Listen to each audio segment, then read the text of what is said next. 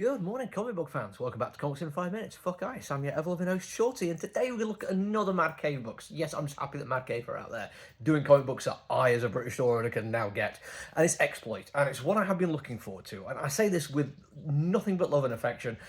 Every other book I've read and reviewed this week, no matter how much I've liked them, they're all ones that didn't make it onto my pull list ahead of time. They're all ones that looked interesting, happy to order some spares for the store, happy to give them a read, just to review them, if nothing else. I mean, it turns out I've liked damn near everything I've read recently.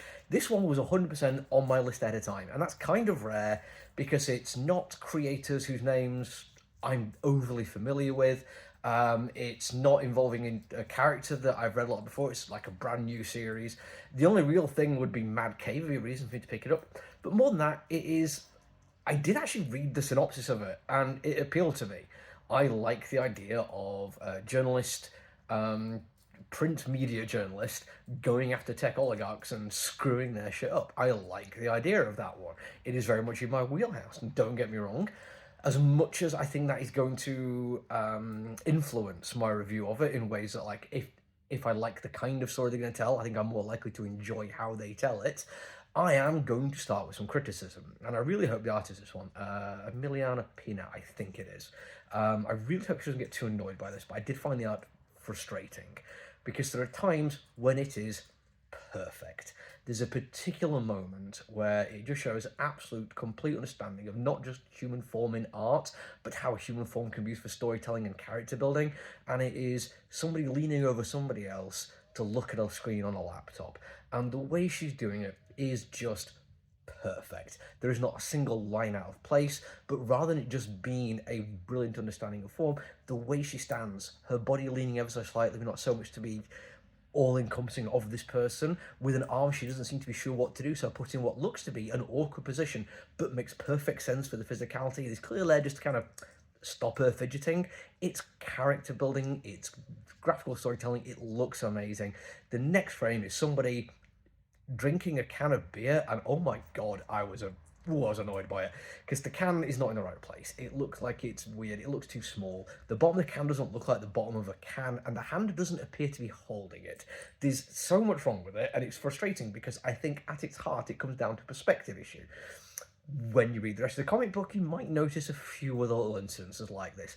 None of them to the point of just absolutely ruining it, but once you do notice it, there's times when you'll see a table leg not be where it's supposed to be in regard to either the table or the room the table is in. And I feel like it's the kind of thing which can be corrected. Perspective is a trickier thing to do than a lot of people realise, and there are really, really famous artists working for huge corporations called Rob Liefeld who have less of an idea of perspective than this. And I think the fact that you're already better than that is great. Keep it up, because the characters are fantastic, and it is the characters which make me love this story. It seems like that's one of my things for this week, is character-driven stories are my go-to thing, as long as the characters are amazing, and everyone is brilliant for this. We do have our main character, our journalist, and how she exists in the comic book is just example after example of how to do a good comic book. For a start, the dialogue is amazing. There's fantastic backwards and forwards.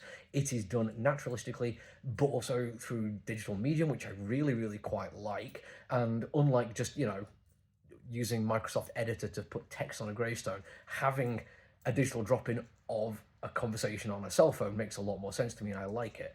But we also get a good sense of who she is, not entirely, but with certain background elements being introduced through dialogue and story exposition. None of it feels like a lore dump. It does feel like this is exactly the kind of conversation people would have because it is relevant to the story they're telling, and it doesn't answer everything. It just gives tantalizing hints about what is left to come. What yet do we have to find out about this person, and why are they important? And I love it for that.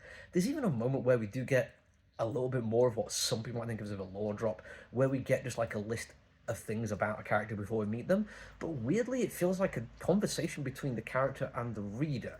Like, there's no other reason for them to be talking the way they are, but it still feels weirdly naturalistic, doesn't break the fourth wall in a way that is jarring or done for humorous effect. It just feels like if you're going to introduce somebody to somebody and there's something about them you should know before, because it will make the social gears flow and run easier, you would just let them know that. And I love it for that. I really do. And then the story is fantastic. It's only issue 1, but we've got some very nice pacing moments. We have some nice action beats. We've got time for characters to grow and spend time with each other. And we have enough peril and threat set up very early on that I feel like I'm going to enjoy every other story beat that comes along with it. I am very happy that this is the one I put down on my pull list. I cannot wait for the rest of it.